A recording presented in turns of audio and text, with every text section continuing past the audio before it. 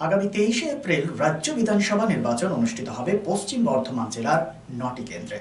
জনতার দরবারে এসপিএ প্রাক নির্বাচনী জনমত সমীক্ষায় আমাদের প্রতিনিধি উপস্থিত হয়েছিলেন পশ্চিম বর্ধমান জেলার বারাবণী ব্লকের জামগ্রামে।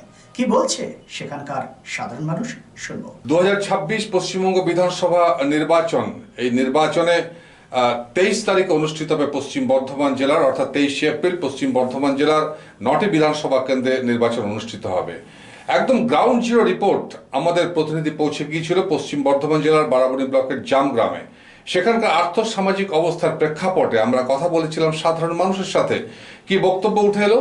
তারা বলছেন যে আস্থা রেখেছেন, তারা অধিকাংশ যে নির্বাচক মণ্ডলী রয়েছে তারা আস্থা রেখেছেন বর্তমান বিধান উপাধ্যায়ের ওপর এবং মুখ্যমন্ত্রী মমতা ব্যানার্জির যে প্রকল্পগুলো রয়েছে তার উপর আস্থা রেখেছেন। কোথাও কোথাও জলের সমস্যা রয়েছে, সেটাও তারা বললেন, তবে তারা আশাবাদী জলের সমস্যা মিটে যাবে। স্বাভাবিকভাবেই কিন্তু জামগ্রাম গ্রাম পঞ্চায়েতে মাইলস্টোনে কিন্তু এগিয়ে রয়েছে তৃণমূল কংগ্রেস। ভোটটা দিতে যখন যাবেন তখন তো একটা চিন্তা আপনার মাথায় আসবে যে কাকে দেব বা কি করবো আমি। তো যারা আছে সেটাই ভালো নাকি নতুন কাউকে চাইছে?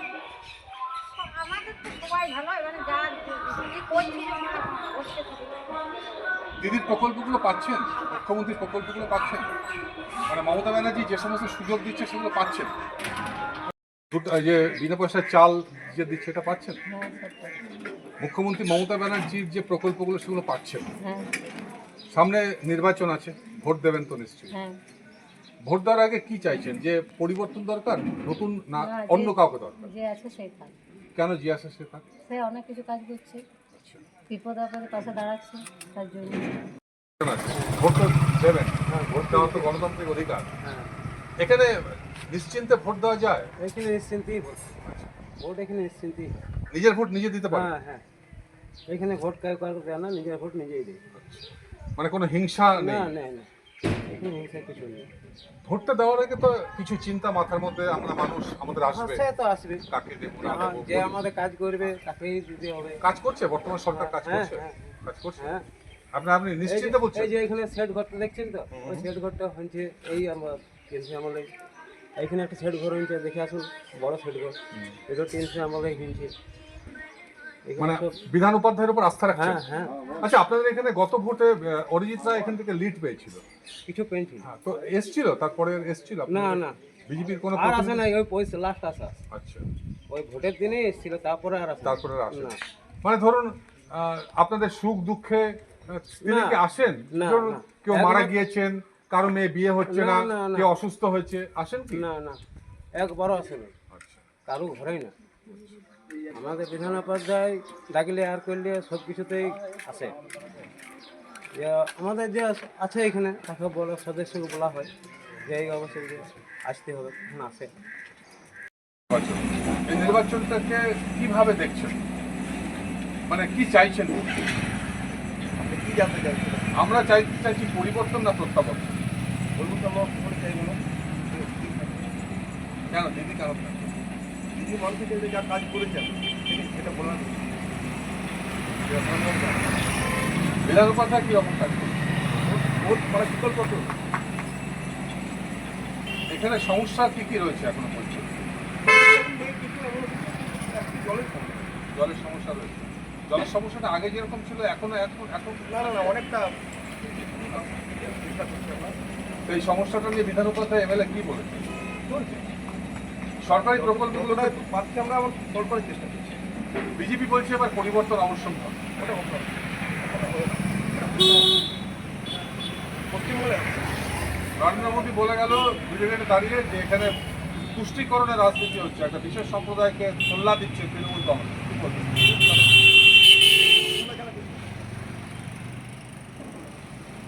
কেন শুধু মমতা ব্যানার্জি কেন থাকে? তুমি তো একটা ইয়ং জেনারেশন, একদম নতুন। মমতা ব্যানার্জি অনেক কিছু করেছে, যারা মানে বাইরে দিয়েছে, যেমন যুবসাথী দিচ্ছে, কন্যাশ্রী দিচ্ছে, সাইকেল দিচ্ছে, যারা স্বাস্থ্যসাথী দিচ্ছে, যারা অনেক পরিবার থেকে এমন একটা মেয়ে ছিল, ছেলে ছিল, যারা স্কুল যেতে পারতো না, তাদের বাস ভাড়া টেকার ভাড়া অনেক লাগতো। তো সেই জন্য মমতা সরকার সাইকেল দিয়েছে, ওটা অনেক সুবিধা হয়েছে অনেক স্টুডেন্টের। কি মনে হচ্ছে এবার যারা ছিল তারাই থাকবে? হ্যাঁ, এবং দিদি থাকে। বারাবণী ব্লকের জামগ্রাম গ্রাম পঞ্চায়েতে উন্নয়ন হয়েছে বলছে সাধারণ মানুষ, তবে সমস্যা রয়েছে পানীয় জলের। বিষয়টি নিয়ে কি বললেন পঞ্চায়েত প্রধান কেশব রাউত, সেটাও শুনব।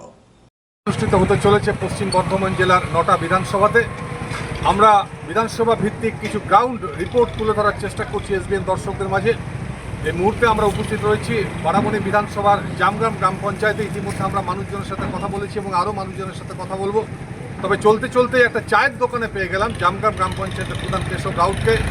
কর্মীদের নিয়ে তিনিও জনসংযোগ করতে ব্যস্ত, মানুষের সাথে কথা বলছেন এবং একটা চায়ের দোকানে বসেছিলেন তিনি, মানুষজনের সাথে কথা বলছিলেন। আমরা সেখানেই তাকে পেয়ে গেলাম। আমরা কথা বলবো জামগ্রাম গ্রাম পঞ্চায়েতের প্রধান কেশব রাউতের সাথে, যে মানুষজন কী ভাবছে, পঞ্চায়েত কীভাবে কাজ করছে, গ্রাম পঞ্চায়েত হিসাবে যে মানুষজনের পরিষেবা সেগুলো পাচ্ছেন কিনা, কোনো অসুবিধা আছে কিনা, এবং তিনি কি বলবেন সাধারণ মানুষকে এবং নির্বাচক মণ্ডলীকে আমরা কথা বলে বুঝে নেওয়ার চেষ্টা করব। কেশববাবু, নির্বাচন তো চলেই আসছে, 23 তারিখে নির্বাচন, মানুষ উৎসাহের সাথে ভোট দেবে।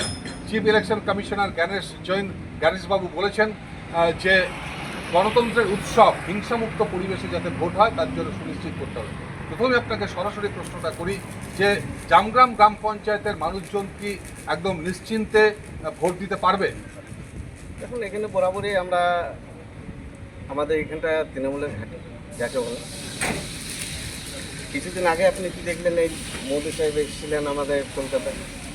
তিনি এমন একটা আচরণবিধি যে কথা বলে গেলেন যে মানুষের মধ্যে বিভেদ এবং দাঙ্গা লাগানোর যে কথাবার্তা, আমাদের পশ্চিমবাংলায় কিন্তু এটাকে মানুষ সইবে না। এবং আমার যে জামগ্রাম পঞ্চায়েতে আমাদের যে প্রার্থী আমাদের বিধায়ক উপাধ্যায় এবং আমাদের উন্নয়নের আন্ডার যাকে বলে, সাথে আছেন আমাদের অশোক সিংহ মহাশয়, যাদের জন্য আজকে আমাদের বারাবণী এবং আমাদের জামগ্রাম পঞ্চায়েত আমরা 2013 সাল থেকে আমরা এখানে পঞ্চায়েত গঠন করি। এই 11 সাল থেকে 11 সালের পর থেকে কন্টিনিউ আমরা খুব ভালোভাবে মানুষের সাড়া এবং মানুষের পাশে দাঁড়ানো। যেভাবে আমরা মানুষের পাশে দাঁড়াই, মানুষ খুব ভালোভাবে আমাদেরকে করছে যে না, বিধান উপাধ্যায়কে আবার আমরা যেভাবে আমরা জিতেছিলাম তার থেকে আরও বেশি ভোটে আমরা জিতাবো, এই ভোটমুখী হয়ে আছে। আর এসআর নিয়ে একটা তো দেখলেন কি একটা ভঙ্গ পরিস্থিতি শুরু করেছেন বিজেপি সরকার। গণেশ কুমার বিজেপি সরকারের আঙুল ভেঙে চলছে। তিনি বহু চেষ্টা করেও এসআইয়ের নাম করে যে বহু মানুষের নাম বাদ দেওয়া কেন্দ্র করে, কিন্তু তার মধ্যে আমাদের জননেত্রী মাননীয় মমতা বন্দ্যোপাধ্যায় তার জন্য গর্জে উঠেছেন এবং তিনি আমাদের নজির সৃষ্টি করেছে, যেটা হাইকোর্টে যেয়ে পরে নিজে দাখিল করেছে। সুপ্রিম কোর্টে নিজে সওয়াল করেছেন। হ্যাঁ, সুপ্রিম কোর্টে নিজে সওয়াল করেছে। এটা তার পূর্য ব্যাপার। মানুষ দিদির সাথে আছে, মানুষ দিদির পাশে আছে। সামান্য কিছু জায়গায় জলের সমস্যা রয়েছে, তবে দ্রুত তার সমাধান হবে। কাজ চলছে দ্রুত গতিতে। জামগ্রামবাসীকে আশ্বাস প্রদান করলেন বারাবণী পঞ্চায়েত সমিতির সভাপতি অসিত সিংহ। সকাল থেকে জামগ্রামের বিভিন্ন অঞ্চলে ঘুরে বেরিয়েছি, একটু বারাবণীর কথা ফিরে আসছি।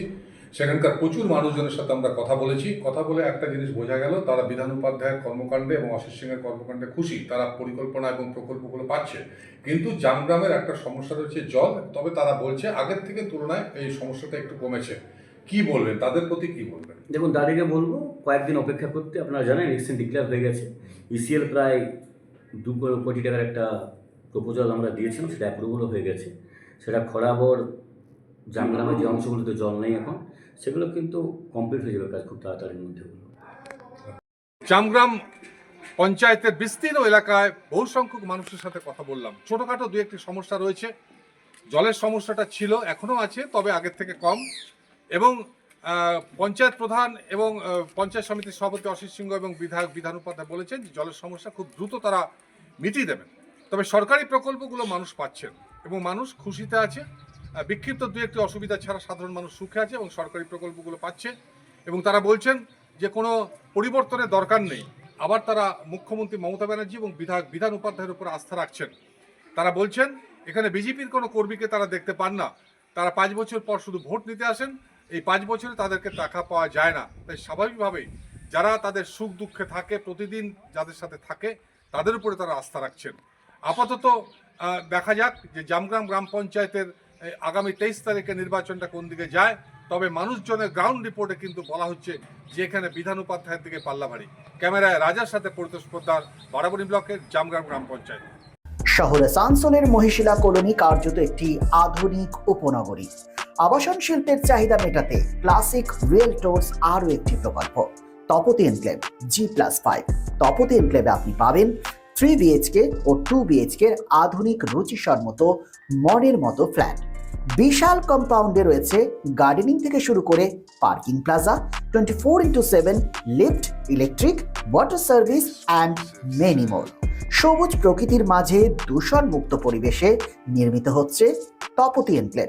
Tapati enclave Shimultala beside wax museum, 1 number Mohishila colony, Asansol. For more details contact 8391909997 and 9735120312। ক্রমশ বাড়ছে আসানসোল শিল্পাঞ্চলের আর্থিক এবং সামাজিক পরিসর। কর্পোরেট আধিকারিক এবং ব্যবসায়ীদের অন্যতম গন্তব্যস্থল শহর আসানসোল।